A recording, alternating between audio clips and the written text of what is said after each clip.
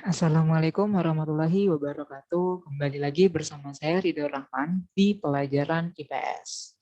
Pada kesempatan kita pada hari ini kita akan belajar mengenai aktivitas manusia dalam memenuhi kebutuhan di bagian yang kedua. Nah, di pertemuan sebelumnya kita sudah belajar mengenai permintaan. Nah, untuk hari ini kita masih sama nih, ada satu pembahasan lagi dari permintaan yang belum selesai, dan nanti kita akan masuk ke dalam materi penawarannya. Mungkin kita nge-review sekilas nih dari permintaan atau demand, di mana permintaan barang itu datangnya dari sisi konsumen, atau bisa disebut sebagai demand. Nah, nanti permintaan kita bisa kasih simbol nih, simbolnya itu adalah huruf D, delta, yang berarti kan demand-nya ya, gitu. Nah, jadinya demand sendiri atau permintaan sendiri itu adalah jumlah barang yang diminta yang dilakukan oleh seorang konsumen pada tingkat harga tertentu. Dan di sini ada 6 faktor yang mempengaruhi seorang konsumen itu melakukan permintaan terhadap sebuah barang dan jasa. Nah, kemudian kita juga sudah belajar mengenai hukum dari permintaan, di mana hukum permintaan sendiri itu berbanding terbalik ya, antara harga dengan jumlah barang yang diminta. Dan kita juga sudah belajar nih mengenai bentuk kurva dari permintaannya, di mana bentuk kurva permintaan itu berbentuk turunan dari kiri atas ke kanan bawah. Nah, sekarang kita akan membahas satu materi lagi dari permintaan yang belum sempat kita bahas di pertemuan sebelumnya. Nah, di sini kita akan membahas mengenai penggolongan permintaan barang, di mana kita ada 3 penggolongan ya, 3 penggolongan dari permintaan barang. Yang pertama itu adalah permintaan efektif. Apa tuh permintaan efektif? Permintaan efektif sendiri itu adalah permintaan barang yang diikuti dengan daya beli. Contohnya, kalian butuh banget nih barang A, berarti kalian harus membeli barang A tersebut. Nah, kalau kalian melakukan pembelian terhadap barang A, maka kalian termasuk sebagai permintaan efektif. Seperti itu. Paham ya? Jadinya permintaan yang diikuti dengan daya belinya. Kemudian yang kedua itu adalah permintaan yang potensial. Apa tuh permintaan potensial? Permintaan potensial sendiri itu adalah permintaan barang atau jasa yang belum. Yang belum ya. Yang belum diikuti dengan daya belinya. Contoh gampangnya itu adalah kalian lagi belajar nih. Kalian lagi belajar terus tiba-tiba kalian mainin HP, ketemu nih ada makanan. Nah, kalian mau beli tetapi kalian harus menyelesaikan belajar kalian terlebih dahulu. Nah, ketika adanya pending pembeliannya di sini, itu yang disebut dengan permintaan potensialnya. Seperti itu.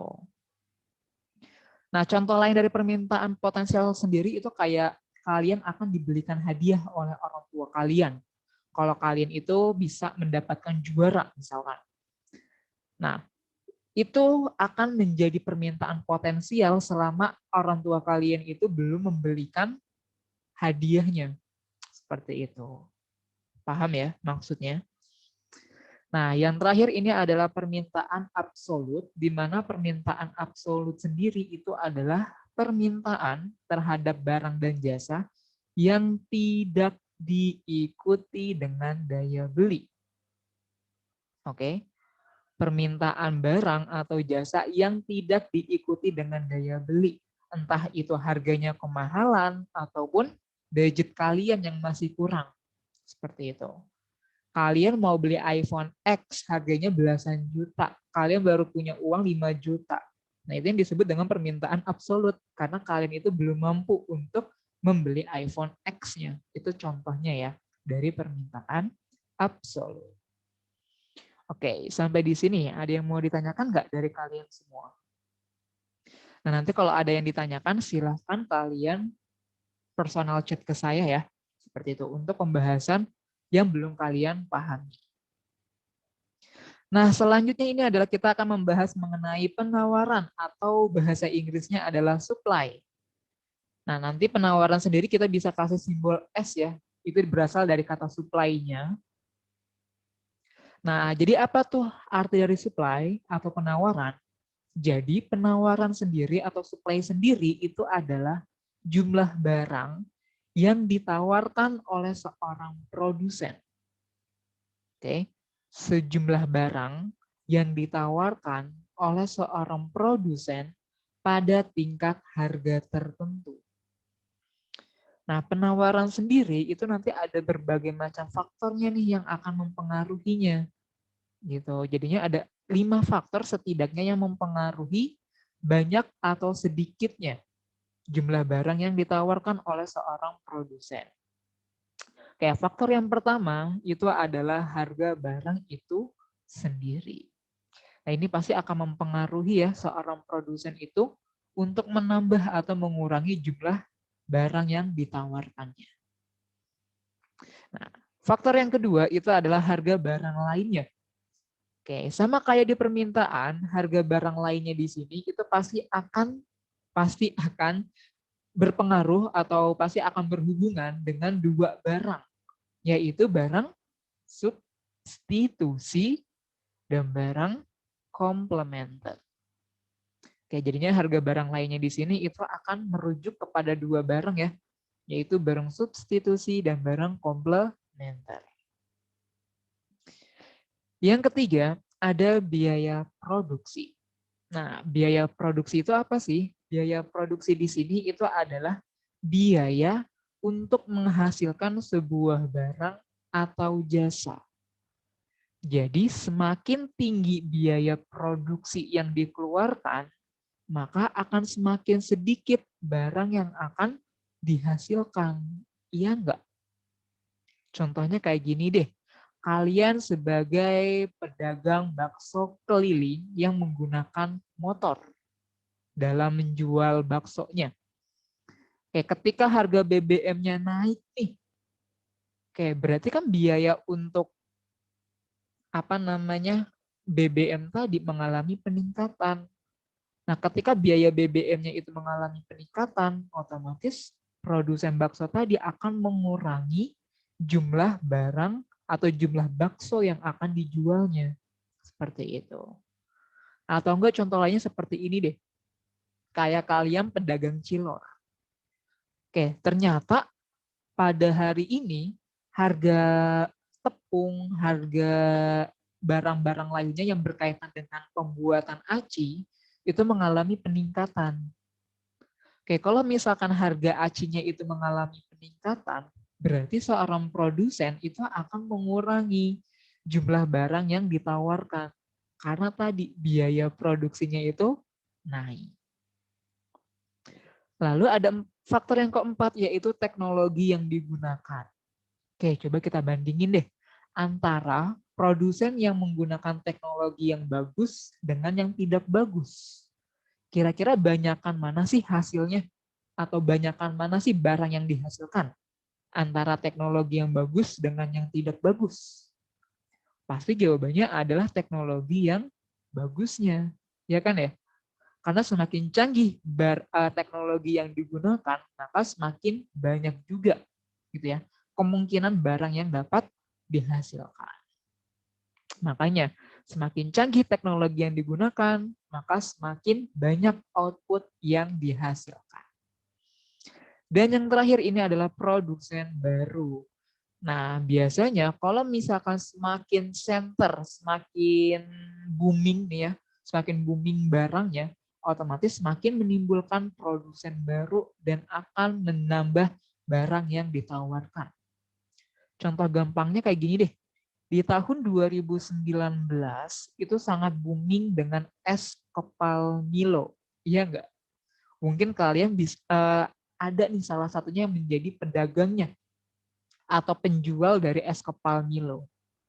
Nah, ketika banyak banget nih atau lagi trend center es kepal Milo, berarti banyak seorang produsen yang melakukan atau yang membuka usaha es kepal Milonya tadi. Gitu. Nah, berarti semakin banyak produsen baru berarti akan meningkatkan juga jumlah barang yang ditawarkan oleh seorang produsen. Nah, ini adalah arti dan faktor yang mempengaruhi penawaran. Nah, sampai di sini ada yang mau ditanyakan nggak dari kalian semua? Paham semua?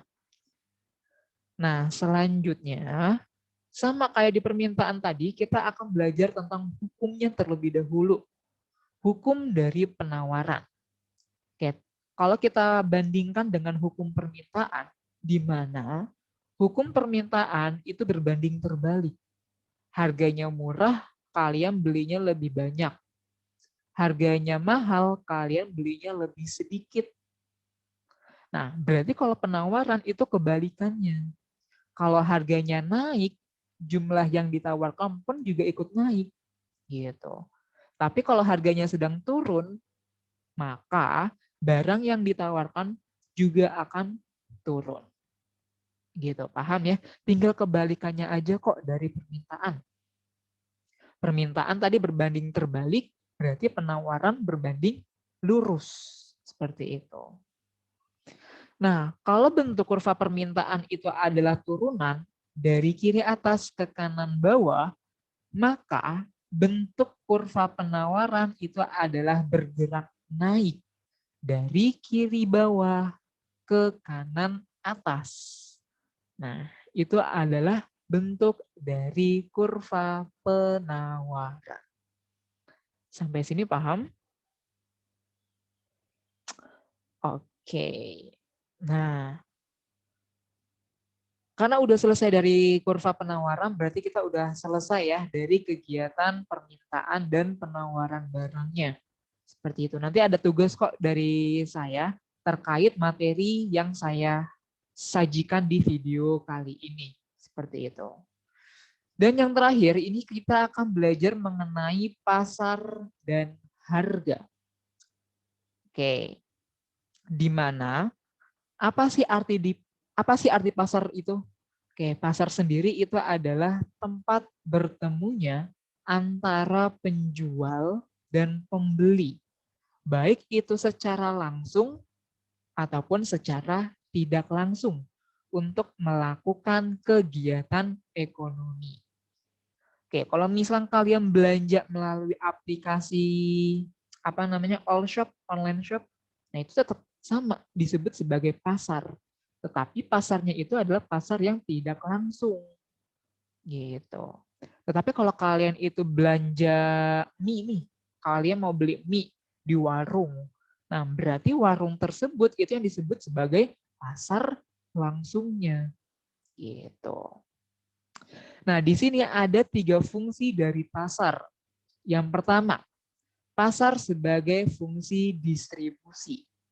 Nah, kalau saya tanya, kalau misalkan kayak pasar yang ada di daerah kita deh, yang harus ngambil dulu nih dari distributor, kira-kira para pedagang pasar di daerah kalian itu termasuk ke dalam distribusi apa? Langsung atau tidak langsung? Nah, itu silakan kalian jawab nanti di Google Form yang akan saya berikan ya. Gitu. Kayak pasar sebagai fungsi distribusi ini udah benar banget ya. Jadinya kayak pasar itu sebagai jalan tengahnya. Itu jadinya nanti ada para distributor yang akan mendrop barang dagangannya di pasar. Kemudian dari pasar sendiri itu yang akan di-share kepada masyarakat nanti untuk kegiatan jual beli barangnya. Seperti itu. Oke, faktor atau fungsi yang kedua itu adalah pasar sebagai pembentuk harga. Nah, ini juga udah pasti ya. Kita akan tahu harga cabai sekarang itu naik atau turun dari adanya pasar di sini. Contohnya, sekarang harga cabai menembus 100.000 lebih per kilonya. Oke, tapi pada beberapa minggu lalu harga cabai di sini tuh nggak nyampe 100.000 per kilo.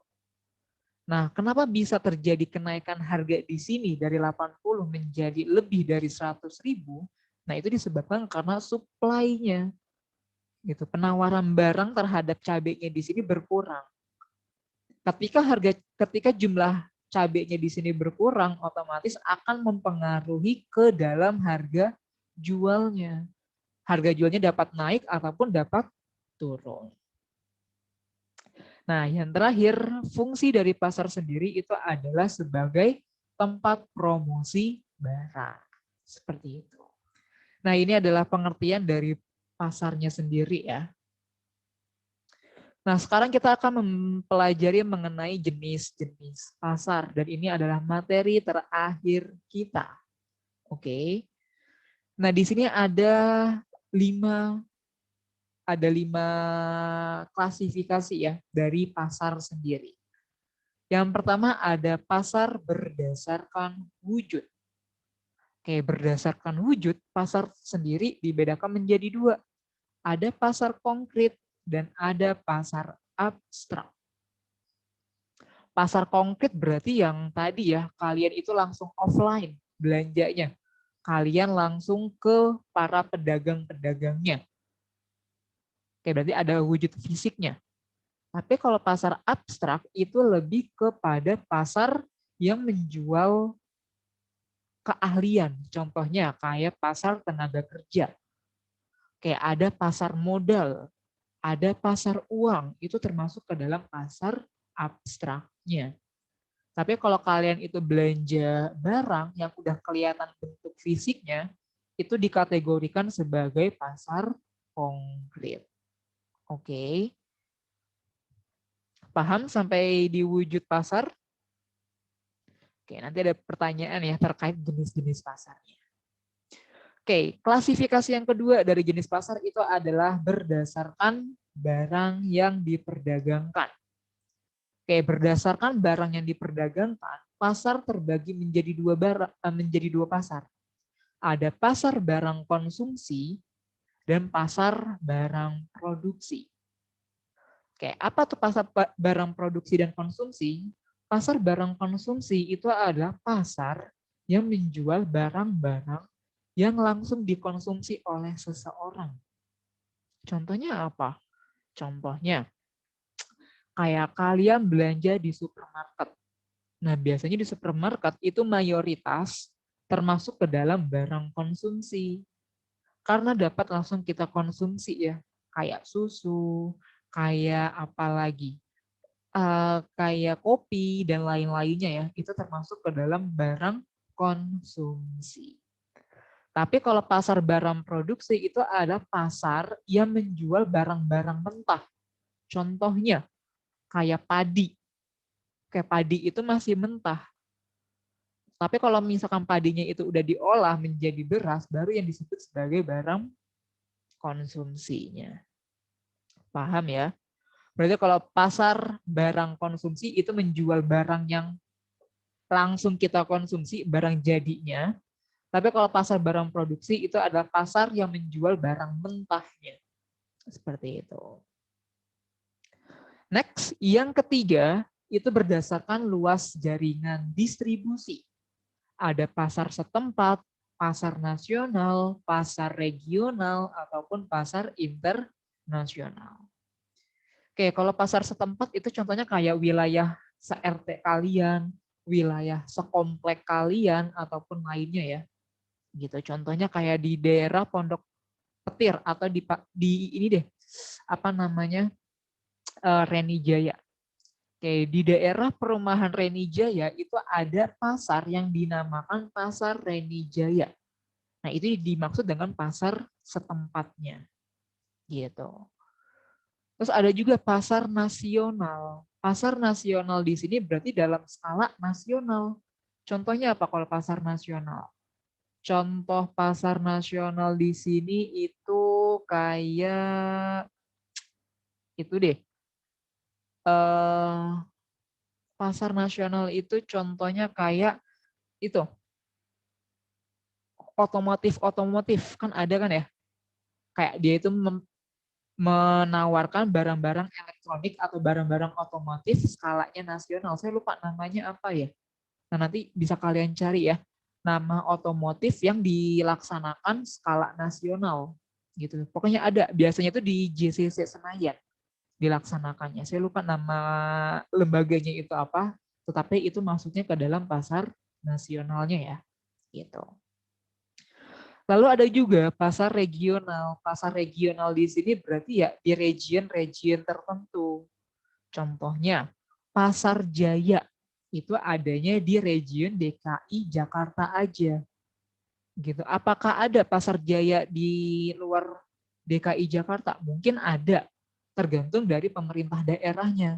Apakah pemerintah daerahnya di sini membentuk badan usaha pasar atau enggak? Seperti itu.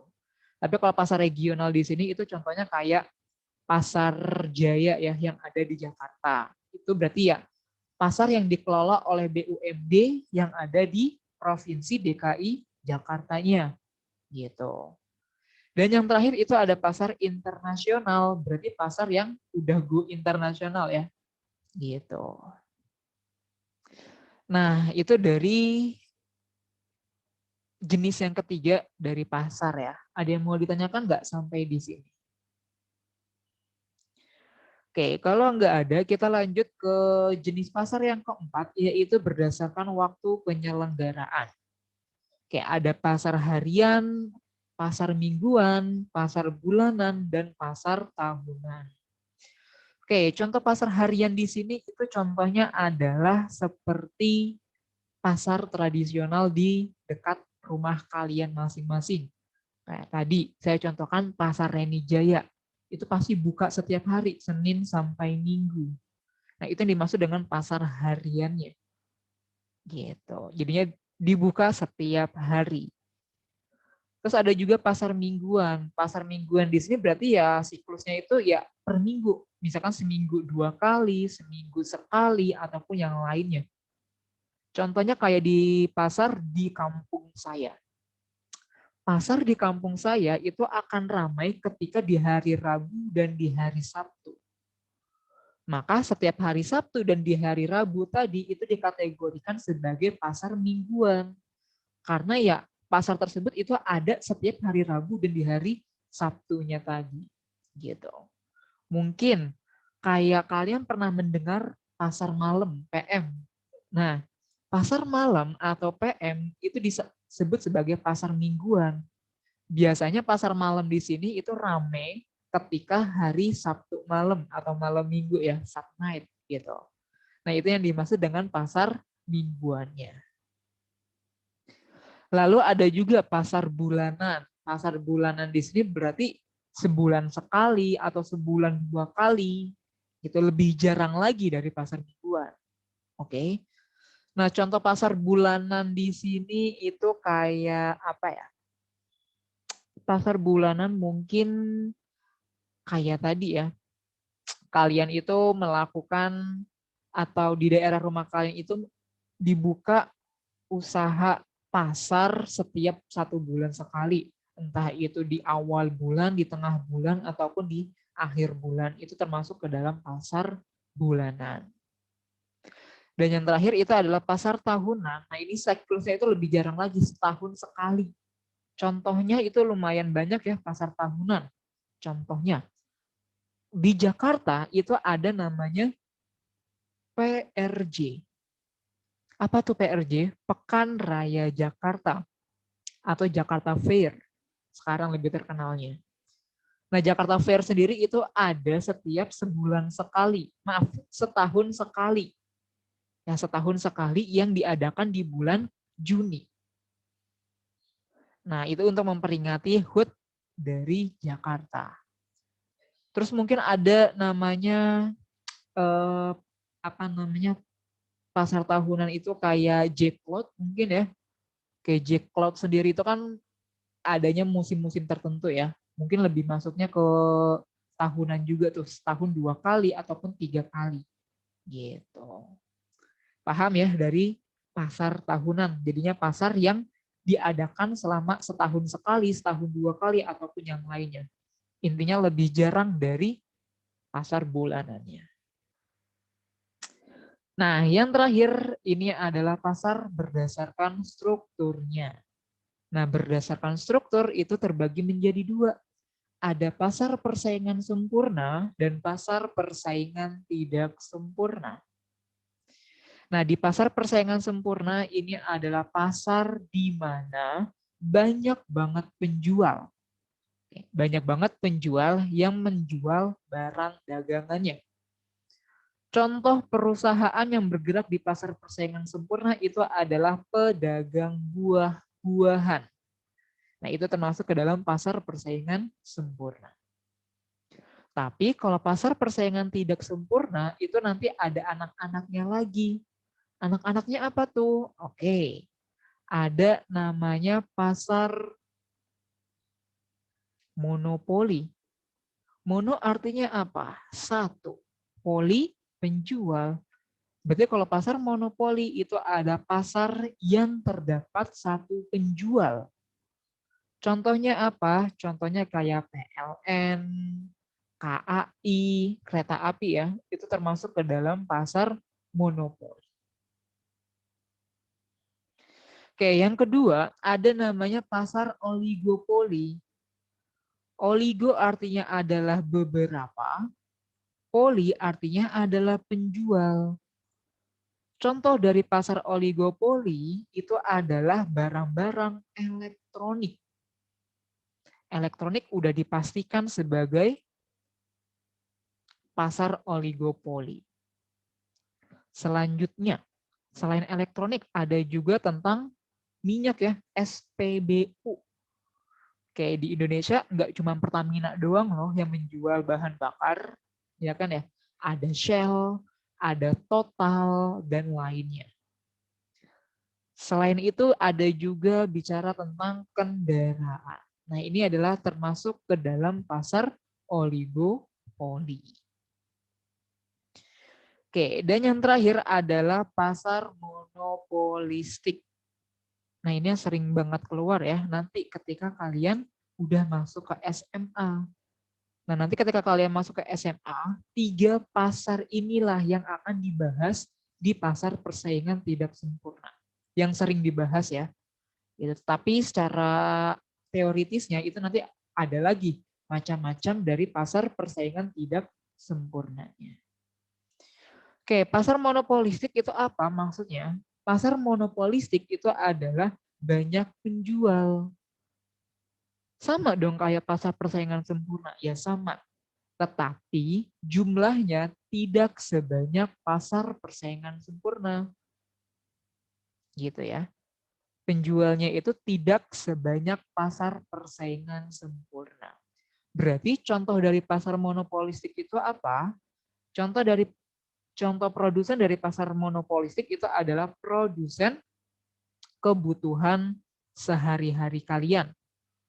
Contohnya kayak pakaian, kayak alat mandi, kayak makanan, itu termasuk ke dalam pasar monopolistiknya. Oke, sampai di sini ada yang mau ditanyakan nggak dari kalian semua? Dari jenis-jenis pasar. Oke, kalau nggak ada, nanti ada 10 pertanyaan yang akan saya tanyakan ke kalian terkait dari tadi jenis-jenis permintaan, terus penawaran, faktor-faktornya, kurva-kurvanya itu akan saya tanyakan. Dan yang terakhir itu adalah pasar. Jadinya silakan kalian tonton lagi video yang saya sampaikan di sini untuk menjawab pertanyaan yang akan saya sampaikan di Google Form. Oke, sampai di sini ada yang mau ditanyakan dari kalian semua? Kalau tidak ada, berarti selesai pertemuan kita pada hari ini. Dan jangan lupa, di pertemuan selanjutnya kita akan membahas mengenai harga pasar dan gimana cara menghitung harga pasar dari data yang tersedia. Seperti itu. Oke. Karena nggak ada yang ditanyakan lagi, berarti selesai pertemuan kita pada hari ini. Mohon maaf apabila banyak kekurangan dan kesalahan yang saya sampaikan selama pemaparan materi.